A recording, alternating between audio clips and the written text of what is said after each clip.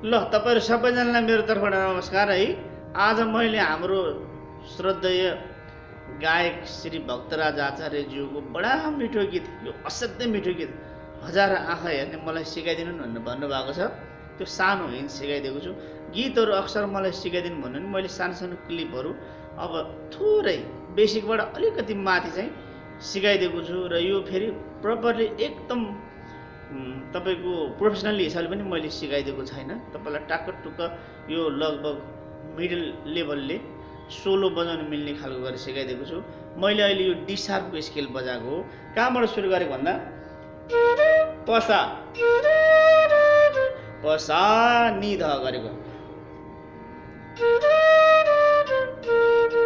प प पसा नि ध प प हजार आँखा हेर्ने भनेको, ग ग ग ग रे ग ग ग म रे सा सा गरेपछि हजार आँखा हेर्ने मेरी मायालुलाई भनेको यसरी।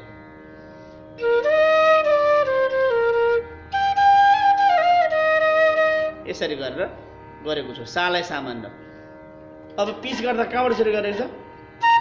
पसासा पसासानी पसासानी गरेर चाहिँ धमा रोकेको, म प द गम गम पद सानी गम पद सानी द प गरेर चाहिँ पिच गरेको गरेर गरेको छु। यो बिचको पिच चाहिँ थोरै मैले सिम्पल तपाईहरुलाई सजिलो हुने खालको गरेर गरिदिएको छु है। ल आशा छ तपाईहरुले अलि सुनेर जानकारी ल्याउनु होला।